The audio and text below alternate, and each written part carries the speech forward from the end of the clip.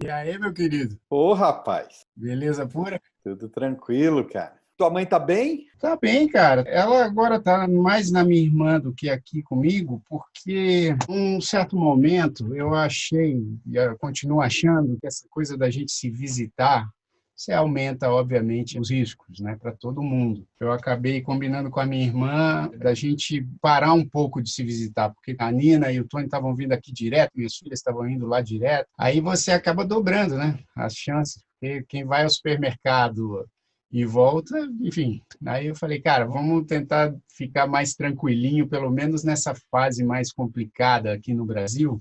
Depois a gente ajusta. É, sem dúvida. Vamos lá, então.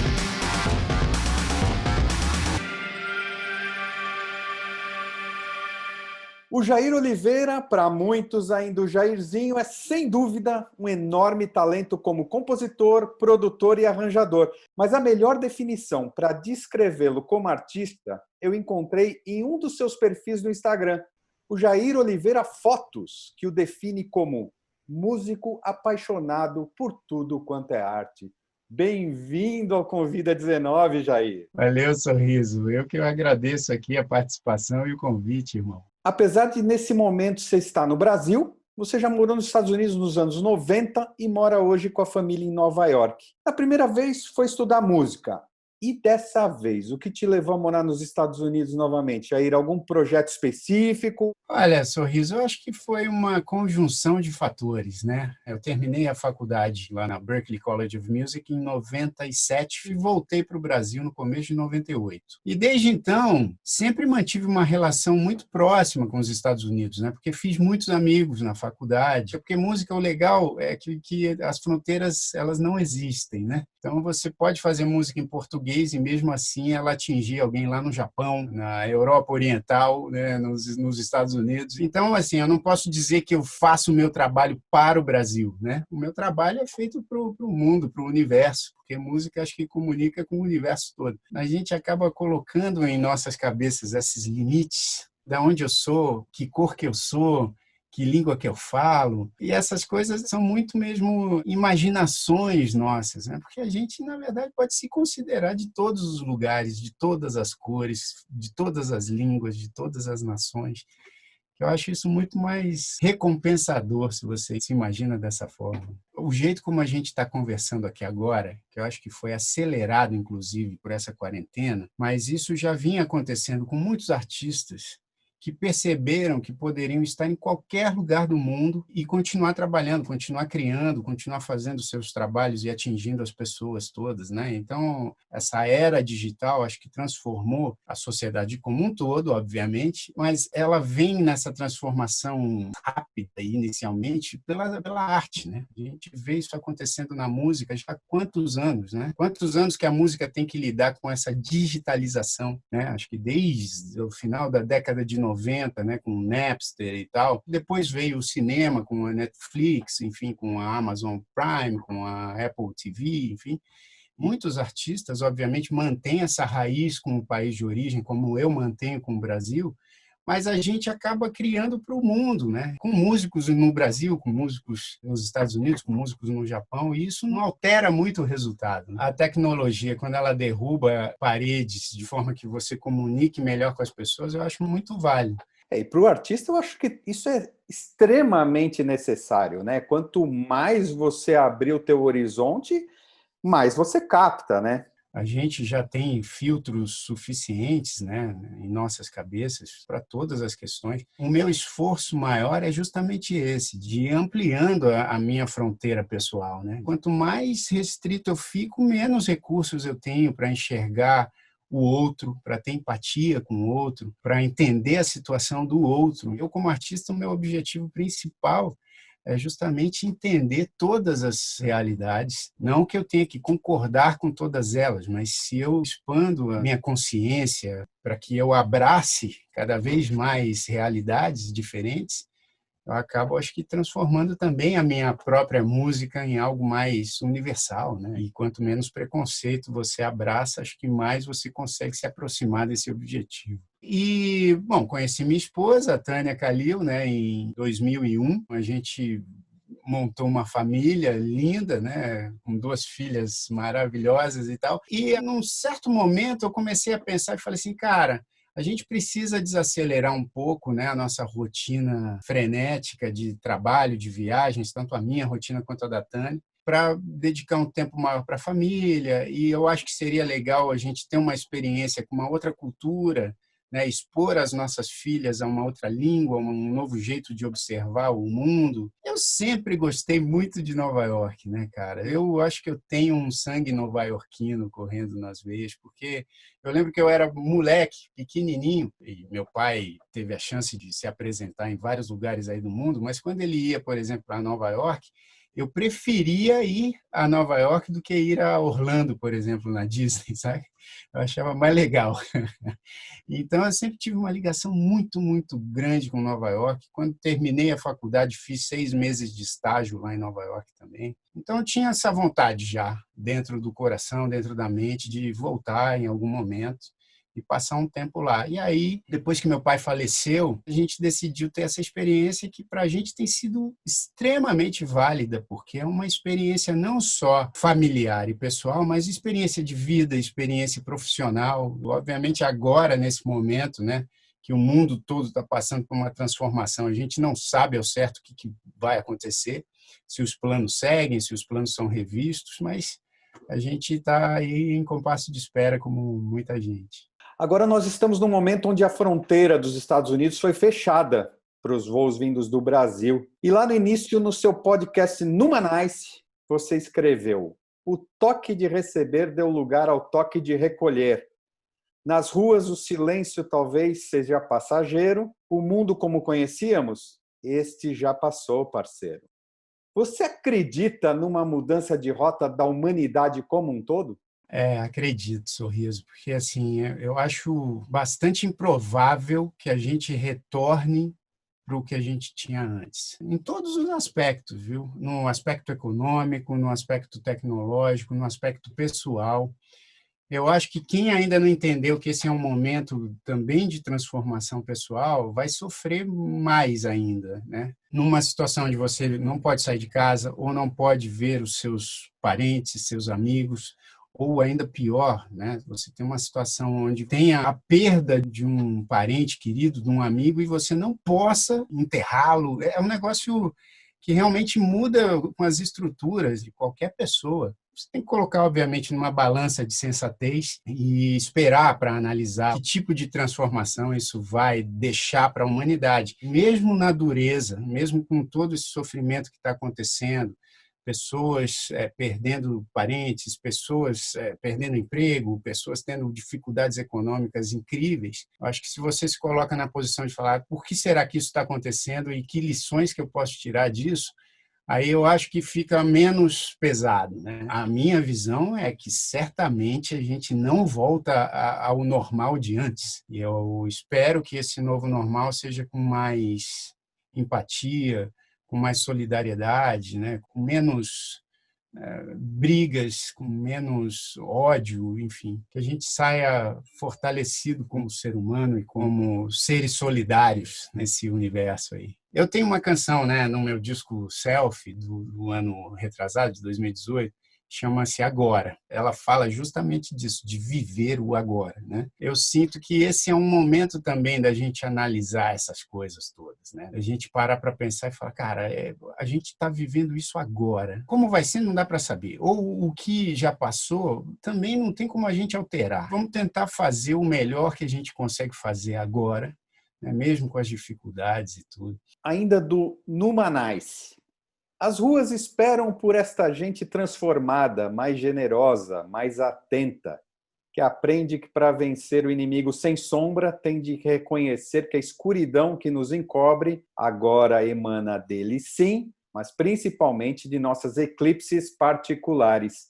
A maioria das pessoas após a pandemia, você falou, sairão transformadas. Eu questiono se algumas não sairão adaptadas. Vai ter gente que vai se agarrar muito ao que a gente já tinha, vai ter gente que vai, obviamente, trabalhar para um futuro diferente. Nesse texto que eu acabei publicando no comecinho da quarentena, né? Que a gente precisa reconhecer as nossas escuridões. Eu percebo que as pessoas querem encontrar sombras externas, sem olhar para dentro de si e saber que a gente carrega muitas, inúmeras sombras, né? Essa coisa da polarização, do apontar o dedo, de falar, olha, esse problema não é meu. Eu sinto como se fosse assim, a gente estivesse num barco que furou e as pessoas ficam apontando para o furo, entendeu? Se você aponta para o furo, o barco vai afundar, entendeu? Acho que todo mundo tem que trabalhar para consertar o furo. Eu sinto falta das pessoas também reconhecendo essa epidemia interna que vai te adoecendo e que muitas vezes você não consegue nem observar o que você está fazendo de errado. Se a humanidade, depois disso, conseguir pelo menos um pouquinho observar o que vinha fazendo de equivocado, talvez, e observar as próprias sombras, eu acho que já vai ser uma grande vitória. É claro que, né, são muitas pessoas no mundo, com muitas realidades diferentes, então a gente também não pode achar que o que eu espero que seja uma transformação positiva funcione para todo mundo, né? Porque as verdades elas são relativas, são subjetivas. E isso que eu acho que também é uma outra coisa que eu não consigo entender quando a pessoa coloca a sua verdade como sendo universal, né? Acho que a maior parte das coisas nesse mundo a gente não tem controle. Então a gente se adapta. O que a gente tem controle, que são as nossas ações, nossos pensamentos, e muitas vezes até esse controle é muito limitado, eu acho que a gente consegue pegar as rédeas um pouco, mas o resto a gente tem que se adaptar, mas sempre com inteligência, com sensatez e com respeito às opiniões alheias. Muita gente foi obrigada a olhar no espelho e não gostou do que viu. Tem uma música, né, que eu acabei de lançar no projeto Grandes Pequeninos, que o nome da música é Espelho Meu. E eu tentei fazer a canção de uma maneira lúdica para mostrar para as crianças a importância da consciência, né? Dos medos próprios, da consciência de você escovar o dente, da consciência de você saber o quanto é legal você ter um irmão, enfim, tudo girando em torno da consciência. E o jeito como eu busquei para falar isso para a criança de forma lúdica era através de um espelho mágico, né? E essa música, para mim e para a Tânia, tem sido um exercício de autoconhecimento também para nós adultos, porque a música fala, vamos brincar de olhar para o espelho e ver o que ele diz para você, mas esse espelho é diferente, também revela o que está dentro da gente, o que você descobriria, o que você aceitaria, o que você melhoraria e do que você iria se orgulhar. Então, eu acho que é esse exercício de você se olhar nesse espelho. E vai ter muita coisa que você não vai gostar. Acho que todos nós. Não existe ninguém perfeito que tome todas as decisões acertadas ou que tenha feito tudo, né, da melhor maneira possível. Quando a pessoa olha e não gosta do que vê, eu acho até positivo. O que eu acho ruim é que tem muita gente olhando para esse espelho e não vê, não consegue enxergar sombras. Acho que está tudo certo e que as próprias opiniões são as mais acertadas, que as próprias verdades são as mais valiosas. Mas aí também é um problema para mim, não necessariamente um problema para essa pessoa. E a pessoa que eu acho que enxerga, que fala, cara, não estou gostando do que eu estou vendo. Aí eu acho que ela já está num caminho bastante interessante para uma autotransformação necessária nesse momento e em todos os momentos. Eu vi uma reportagem em Nova York, onde, num parque no Brooklyn, as autoridades desenharam círculos no chão para ajudar as pessoas a enxergar a distância recomendada de afastamento uns dos outros. No entanto, havia pessoas que não respeitavam e não estavam dentro dos círculos. Por que será que, independente do país, cultura, religião, tem sempre aqueles que fazem questão de não se preocupar e não respeitar o outro? Talvez não seja uma má notícia assim no que diz respeito à pluralidade de ideias e conceitos, né? Eu acho que é muito saudável que você tenha pessoas discordando de você, discordando da sua opinião. Obviamente, quando isso envolve um risco maior para todos, aí a gente precisa repensar e as próprias pessoas tomarem certas medidas de precaução. Por exemplo, fala assim, isso aqui eu acho que é um exagero, né? Como tem outras pessoas que falam, não é um exagero, tem amigos meus que perderam familiares, né? Eu conheço gente que faleceu, enfim. Então, você tem essas opiniões que eu acho que as pessoas vão adaptando às suas realidades, né? Acho que existem esses julgamentos, né, de você, de repente, ver a pessoa que, por exemplo, está mais preocupada com a situação econômica da família dela do que com a situação de saúde, né? Está mais preocupada com perder o emprego do que pegar o coronavírus.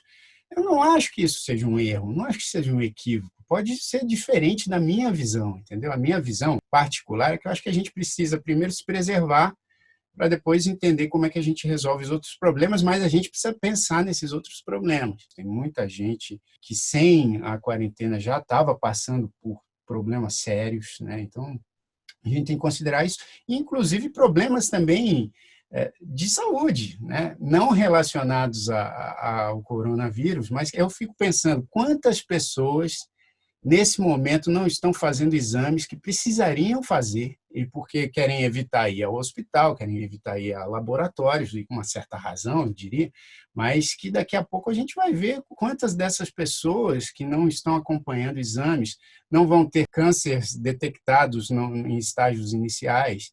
Isso vai gerar uma série de outros problemas de saúde lá na frente, porque tem muita gente optando por não ir ao médico agora, né? Não é uma situação fácil de se resolver. Por isso que eu acho que quando você julga e fala assim, cara, não, mas não pode, tem que ser assim. Tem tantos outros fatores, saca? Tem tantas outras questões que eu acho que são igualmente importantes que você pode ter a sua visão, mas tem outras pessoas que talvez tenham outras visões, porque, ao mesmo tempo, se você perde daqui a pouco um parente por conta de um exame que ele deixou de fazer, que ele poderia ter preservado a sua vida com esse exame, é um problema sério igual também, né? Então, a gente tem que ter mais empatia com as preocupações alheias. Eu acho um equívoco mesmo eu achar que o que eu acredito é verdade para todo mundo. Claro que eu sinto que a gente, nesse momento, tem que seguir as recomendações da ciência, tem que dar uma confiança aos cientistas, mesmo sabendo que eles podem estar enganados, mas eu acho que se a ciência diz que o distanciamento pessoal é importante para o controle dessa doença, eu acho que a gente tem que pelo menos ouvir e tentar seguir e aquilo que você falou, mostrar um respeito, porque não é só o respeito por si próprio, é o respeito pelo outro. Isso que eu acho que é legal de você pensar. Quando você põe a máscara para sair na rua, não é só uma proteção para si próprio, é uma proteção também para o outro, porque você não sabe se você pode ter isso e ser assintomático. Então, você tem que observar as coisas dos dois lados, falar assim, cara, eu não acredito nisso, mas eu vou botar a máscara porque, enfim, não é para me proteger, é para proteger a outra pessoa e para trazer, inclusive, tranquilidade, porque se uma outra pessoa está absolutamente assustada com essa situação, se ela vir você sem máscara e chegando muito perto dela, obviamente ela vai ficar desesperada. Então, você tem que respeitar também essas outras visões para que a coisa ande de um jeito bom, né? Quando essa história de pandemia e quarentena começou, vocês estavam em Nova York, que acabou se tornando um dos lugares mais contaminados do mundo. Como foi a decisão e o processo de voltar para o Brasil? Olha, fazia tempo que acho que eu não tomava uma decisão tão difícil junto com a minha família, assim. Por quê? Porque, obviamente, a gente sabia que Nova York, até pela dinâmica da cidade, não teria como. Eu acho que faz muito sentido Nova York ter sido a cidade com mais infectados no mundo.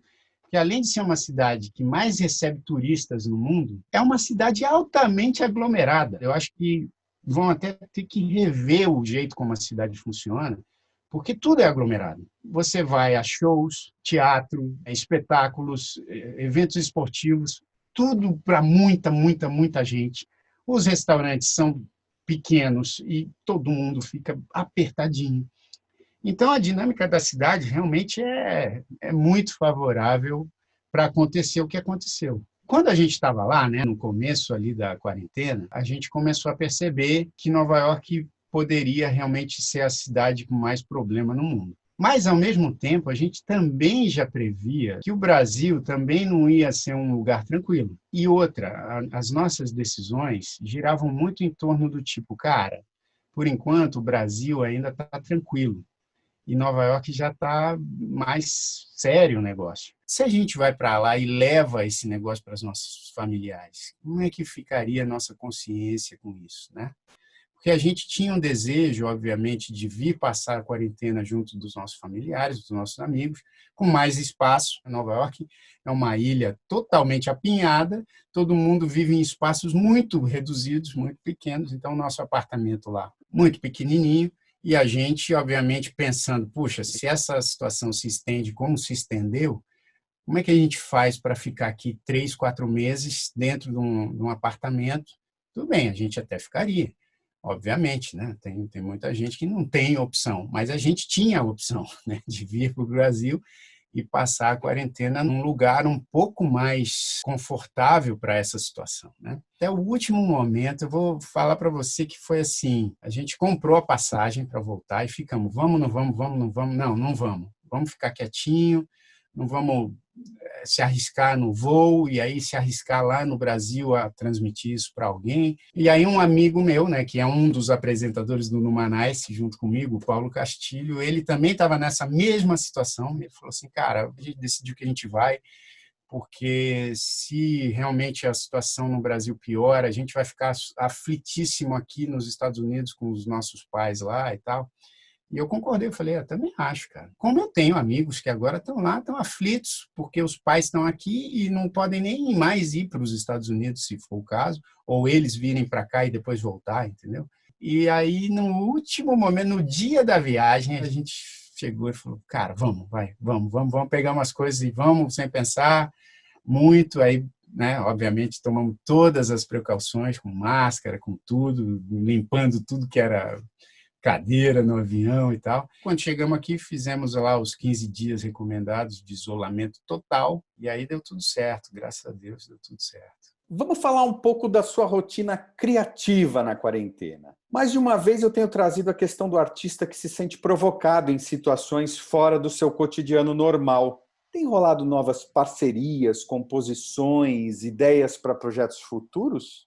Eu já sou assim, né? Naturalmente, eu acho que eu tenho essa tendência a sempre buscar coisas novas para a minha carreira, relações novas para a minha carreira. Até coisas que saiam um pouco da minha área de conforto na música, né? O Numanice é um podcast que eu conversando com esse amigo meu, que é do mercado financeiro, não tem nada a ver com música. Eu poderia fazer um podcast para falar de música? Poderia, acho que até as pessoas se interessariam para saber como é que é a minha visão na música e tal. Mas eu falei, mas eu quero fazer algo diferente, eu quero falar sobre o teu trabalho, quero falar sobre o mercado financeiro, quero falar sobre Nova York, sobre as oportunidades de Nova York. Nova York é uma cidade tão plural, e eu falo assim, cara, eu acho que seria legal ter um podcast que fosse essa festa na cozinha, né? A gente sabe que quando a gente faz festa em casa, o melhor lugar é a cozinha, que você vai lá pegar o negócio e fica todo mundo conversando ali sobre assuntos aleatórios. Então a gente acabou montando o Numanice em torno dessa coisa de Nova York, né? Por isso que chama Numanice com NYC, mas hoje acabou virando um podcast da festa na cozinha, entendeu? Eu lá no meu apartamento, né, lá em Nova York, a quarentena já começando e tal, eu peguei o violão e deitei no meu sofá, fiquei tocando, aí falei assim, cara, a gente podia estimular isso para os músicos mostrarem esses momentos que até então eram meio que reservados, né? Aí liguei uma câmera, comecei a tocar um negócio do Djavan, botei no Instagram e criei um perfil chamado Som Façon. E o negócio foi dando certo, saca? A gente tipo foi falando com as pessoas foram enviando os vídeos, estão enviando até agora, para mostrar essa intimidade na quarentena, com você no sofá e tal. Eu e Tânia, a gente acabou se dispondo a fazer muitos conteúdos, né? Para o nosso projeto Grandes Pequeninos, para o meu projeto solo, para o projeto da Tânia e todas essas outras coisas. Eu até brinquei ontem com um amigo meu, falei assim, cara, eu tô virando uma emissora de TV aqui. E, obviamente, continuo compondo, continuo aqui com os meus parceiros ali atrás. Você se cobra muito para ser produtivo num momento como esse? Eu acho que essa questão da produção de conteúdo nessa quarentena, eu tenho feito muito pelo coração, assim. Você vê como é que são as coisas. Outro dia aconteceu, eu estava aqui no estúdio, falei, não vou fazer nada não e tal, acho que eu vou dormir. Aí eu falei, mas estou tão estranho, não sei o quê, acho que eu vou cantar um pouco. E aí, pô, peguei o violão, abri uma live que eu dei o nome de Lá e Vem Você, porque eu decidi chamar as pessoas no Instagram para participar comigo, chamar aleatoriamente, assim, não meus amigos, chamar quem está ali assistindo. Então, eu acabei abrindo ali 5, 6 pessoas e foi tão legal, cara, de tipo conversar com a pessoa. Quando eu desliguei a live, eu falei assim, olha só como são as coisas, né? Tipo, as pessoas muitas vezes têm a impressão de que o artista entra na live por uma questão egóica, de tipo, pô, eu quero levar alegria para você. E quando, na verdade, acontece o contrário também. As pessoas trazem alegria para os artistas quando a gente tem essa interação, né? E as lives? Muita gente tem criticado algumas superproduções, inclusive li que músicos que acompanham a dupla Zezé de Camargo e Luciano se contaminaram durante o ensaio no estúdio para uma live. E o baixista e diretor musical Hélio Bernal, nessa data que estamos gravando, está numa UTI em estado grave. Alguns realmente não entenderam o espírito da coisa?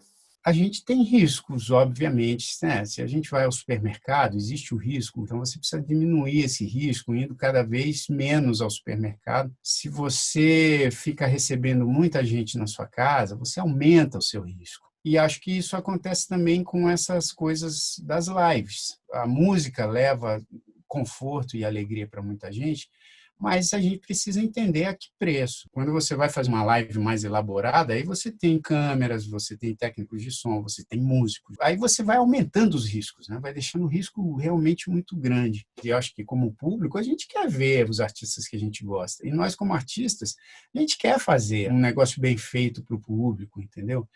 Mas eu acho que nesse momento agora, que a gente está passando pela fase mais crítica da epidemia aqui no Brasil, a gente tem que ter um cuidado bastante grande. Não vou aqui julgar se é certo ou se é errado a gente manter essas lives mega produzidas, até porque isso, para muitos músicos, aí é a fonte de renda que sobrou. Não digo nem para os artistas, os cantores, mas os músicos que acompanham. Mas, ao mesmo tempo, eu falo, cara, acho que a gente tem que prestar atenção, porque se numa live dessa acontece de ter uma pessoa que vai parar na UTI, aí eu acho que já é um preço muito alto para a gente oferecer esse tipo de entretenimento dessa forma. Porque existem outras formas, né? Recentemente, o presidente argentino Alberto Fernandes foi questionado na coletiva de imprensa sobre a angústia gerada pelo isolamento ao anunciar a extensão da quarentena obrigatória no país até 7 de junho. Resumindo, ele respondeu: é angustiante salvar-se? Angustiante é ficar doente. Estamos numa pandemia que mata a gente. Uma pandemia de um vírus desconhecido que não tem vacina nem remédio. Fiquem em casa e cuidem-se. Tentem levar isso da melhor maneira possível. Angustiante é que o Estado te abandone, que diga que não está acontecendo nada. Estão acontecendo coisas sérias. Você consegue enxergar algum motivo para o nosso Commander-in-Chief insistir em jogar um navio contra o iceberg, mesmo com faróis do mundo todo sinalizando a rota de colisão? O líder que tende a lidar com carinho, e o carinho acho que é assim, olha, eu acredito nisso, então vamos tentar fazer dessa forma, porque a gente tem todas essas evidências que comprovam que essa forma seja a mais correta, apesar de eu também estar aqui trabalhando para resolver a quantidade absurda de outros problemas que eu sei que eles existem. Então, assim, eu acho que essa forma carinhosa acalmaria todos os lados, né? E eu acho que seria mais positivo para o Brasil. Mas, ao mesmo tempo, eu sinto que a posição do nosso presidente não é fácil, como nunca foi para nenhum outro presidente do Brasil. Porque muita gente fala assim, pô, mas ele não quer fazer isso e tal, ele é louco. Só que aí, quando você vai conversar com a pessoa também está nessa vibração de que o que eu acredito é a verdade, é o certo, é o universal. Claro que tem toda uma série de questões políticas envolvidas. E a gente sabe que no Brasil nem tudo que parece é. A única coisa que eu realmente sinto uma tristeza grande no meio de toda essa confusão é do ódio que isso gera nas pessoas, e eu acho, sinceramente, que através do ódio a gente não resolve nada. E aí eu falo dos dois lados. Porque na democracia eu acho que a gente tem que entender que as verdades elas se alternam. Ninguém vai governar sempre só para você. E ninguém vai governar sempre só para o outro. Eu acho que o saudável da democracia é que se governe para todo mundo. Mas como que faz isso se você não consegue agradar todo mundo ao mesmo tempo? Você tem que ir alternando as verdades, né? Você entender que a sua verdade funciona para você. Pode não funcionar para o outro, mas você tem que ouvir o outro.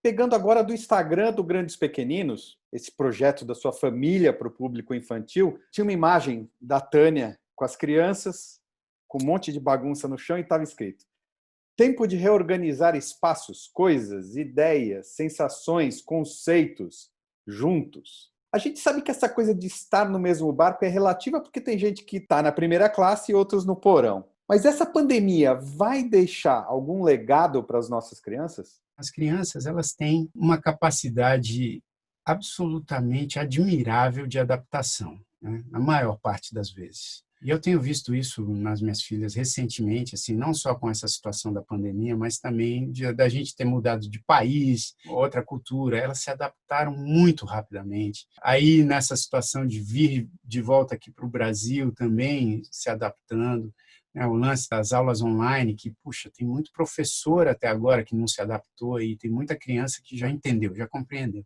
E eu acho que essa pandemia, cara, vai trazer mudanças para as crianças, para o resto de suas vidas, porque eu, como pai, nunca imaginei que fosse passar por uma situação dessa.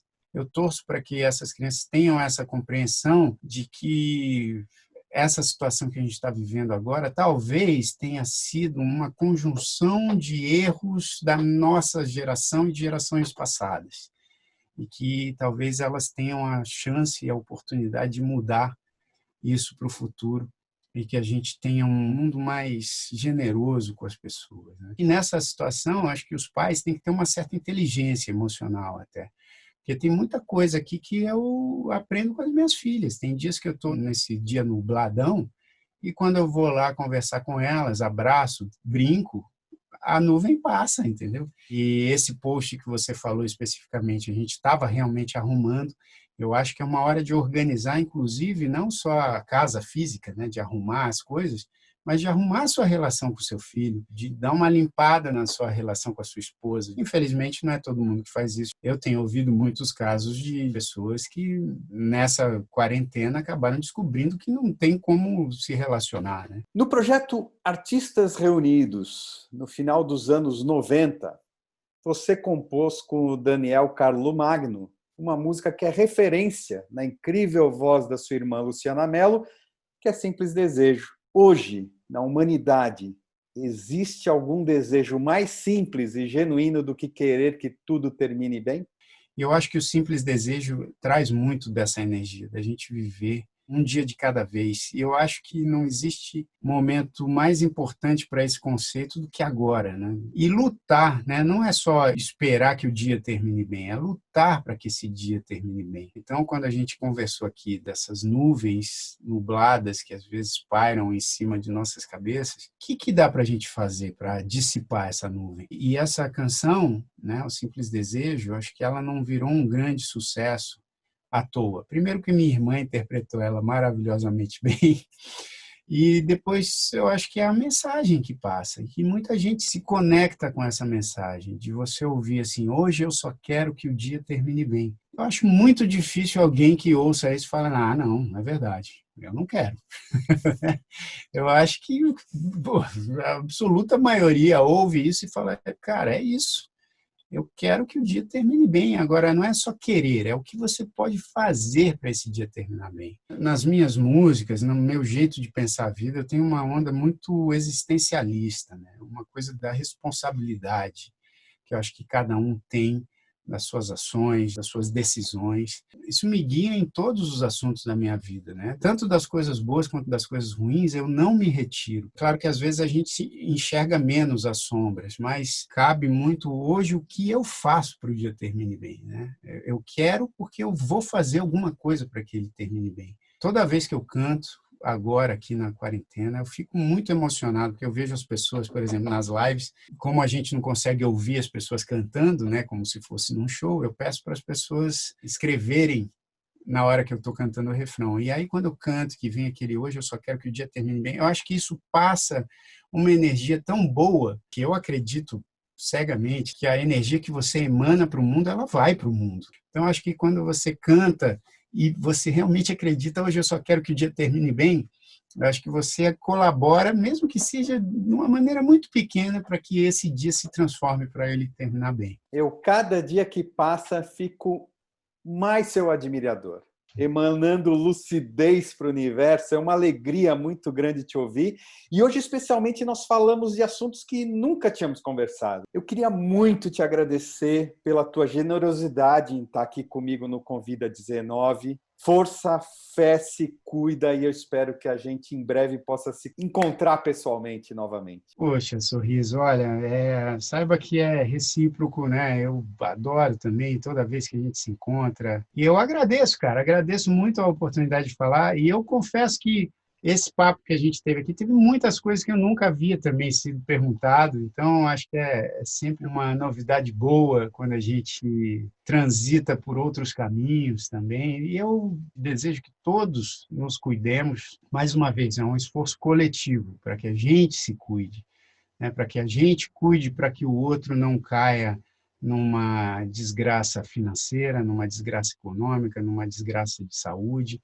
Então, a gente tem que cuidar da gente, obviamente, a gente tem que estar bem para cuidar dos outros, mas, ao mesmo tempo, cuidando dos outros também, que é uma situação que eu acho que chegou para esse momento para que a gente reveja o jeito da gente cuidar coletivamente um do outro. Cada vez mais pensar na multiestima, porque senão a gente não vai sair do lugar.